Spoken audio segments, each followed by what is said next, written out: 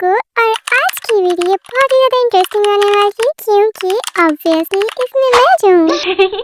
Cocoa ने बिल्कुल सही कहा क्योंकि इस वीडियो में हम बनाने वाले हैं इस टाइप के शैंडलियर, झूमर, फानूस या वॉल डेकोर। आप जो चाहो बोल सकते हो। स्पेशल बात यह है कि ये वेस्ट मटेरियल से बनने वाले हैं। क्या आपको लगता है कि हम इसे वेस्ट मटेरियल से बना सकते हैं? चलो अभी पता लगाते हैं। सबसे पहले मेरे पास है ये वेस्ट प्लास्टिक बॉटल्स और आप इसके ऑल्टरनेट में थ्रेड स्टूल या फिर कार्डबोर्ड को भी रोल करके यूज कर सकते हैं। ये मेरे लिए है क्या? मैं ले लूँ इसको? नहीं कोको, वो तुम्हारे लिए नहीं है, छोड़ दो उसको। ऐसे तो नहीं होता है। मेरे पास है यहाँ 3 साइजेस की बॉटल्स, लेकिन इन तीनों में से मैं यहाँ यूज करने वाली हूँ ये मीडियम साइज की बॉटल, क्योंकि ना ये ज्यादा छोटी है और ना बड़ी। ओके, तो इसको अभी साइड पे रख देते हैं और इसमें मैं यूज करना चाहती हूँ मिरर्स, लेकिन हमें तो यहाँ वेस्ट मटेरियल यूज करना है। आइडिया, इस जूस के बॉक्स को यूज करके हम बिल्कुल रियलिस्टिक मिरर्स बनाएंगे, लेकिन उससे पहले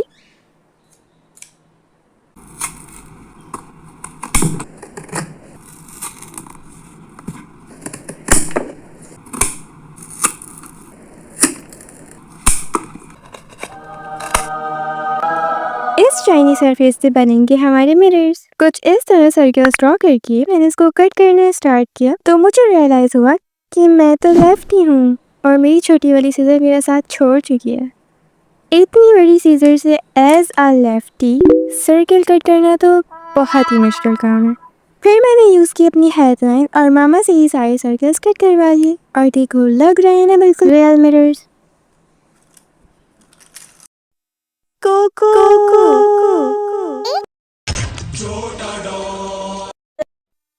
ओके, तो वापिस आ जाते हैं अपने प्लास्टिक बॉटल्स की तरफ। अब इन बॉटल्स को हम ऐसे तो छोड़ नहीं सकते, तो इनको प्रेजेंटेबल और प्रिटी बनाने के लिए मैं यहाँ इनको कवर करने वाली हूँ एक सिल्वर शीट से।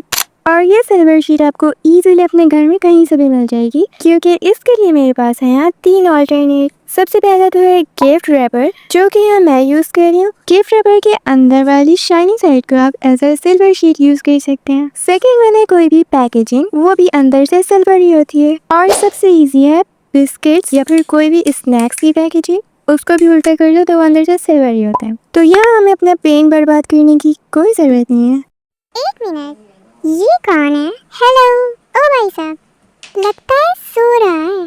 खैर, मुझे क्या। अच्छा, तो तुम क्या कह रही थी?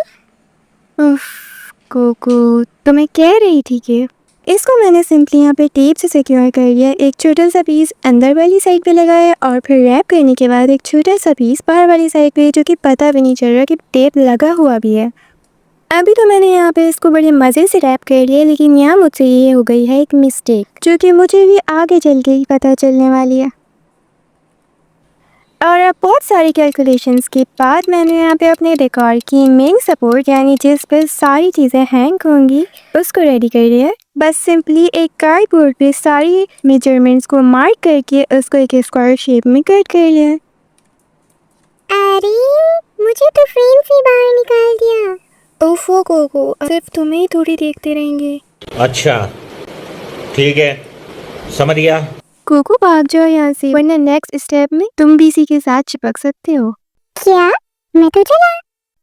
तो अब एक कार्डबोर्ड की लेयर से तो यहाँ काम नहीं चलने वाला है, इसीलिए मैंने यहाँ सेम साइज का एक और कार्डबोर्ड का पीस कट कर लिया और अपनी होममेड ग्लू को यूज करते हुए मैं यहाँ इसको आपस में पेस्ट कर दूंगी। और अगर होममेड ग्लू की वीडियो अगर अभी तक नहीं देखी है तो डिस्क्रिप्शन में लिंक है, वहाँ से जाके देख लेना। बस अब इस ग्लू को अच्छी तरह लगाने के बाद इसको अच्छे से प्रेस करके रखेंगे और अब हो गई हमारी सपोर्ट स्ट्रॉन्ग।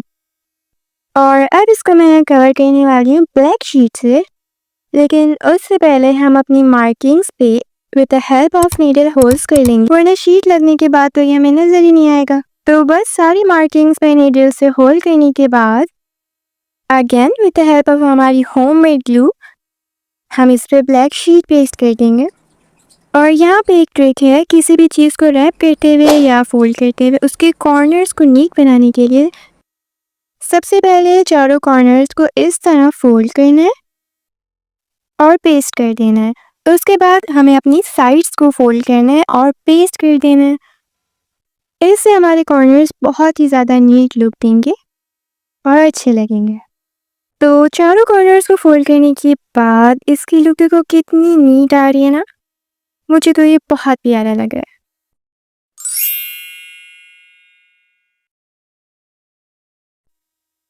और क्योंकि हमारी बॉटल्स प्लास्टिक की हैं तो मैं यहाँ पे नीडल को गर्म करके बॉटल्स की दोनों साइड पे होल्ड कर रही हूँ, क्योंकि हमें इसके अंदर से थ्रेड पास करनी है।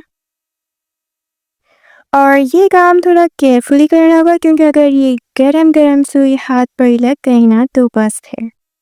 अब मैंने यहाँ पे एक वाइट थ्रेड ले लिया है और हमने वो जो जूस के बॉक्स से मिरर से कटिंग की थी उसके अंदर इस थ्रेड को रखकर ग्लू गन से पेस्ट करने के बाद ऊपर से सेकंड मिरर को रख के पेस्ट कर देना है, तो हमारे पास कुछ ये लुक आ जाएगी। 1 मिनट, कुकू कहाँ गया? कुकू कुकू। मैं तो यहाँ हूँ।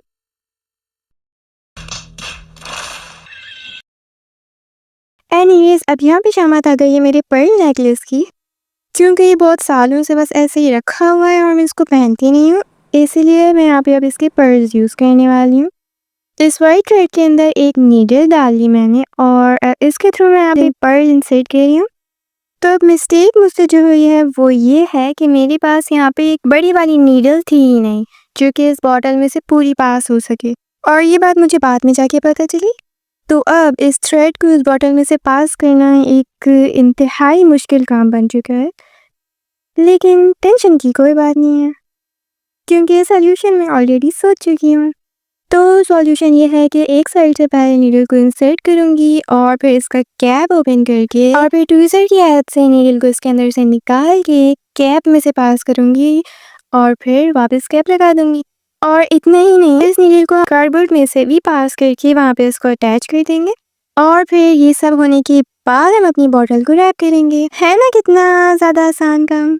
ओह माय गॉड, मैं आपको बता नहीं सकती कि मुझे इसको करने में कितना टाइम लगा। बस फिर जैसे ये एक हमने हैंग किया है वैसे ही बाकी सारे भी यहाँ पे हम हैंग कर देंगे, और जैसे जैसे लेयर चेंज होती जाएगी वैसे वैसे थ्रेड का साइज भी इंक्रीज होता जाएगा। तो अब मैं डायरेक्टली आपको दिखाऊंगी इसकी फाइनल लुक। कुकू ने बनाया, बहुत मजा आया। हाँ कुकू बिल्कुल, तुमने ही तो बनाया है पूरा। फाइनली ये कंप्लीट हो चुका है। ये है इसकी फाइनल लुक। मिलते हैं नेक्स्ट वीडियो में। Okay bye.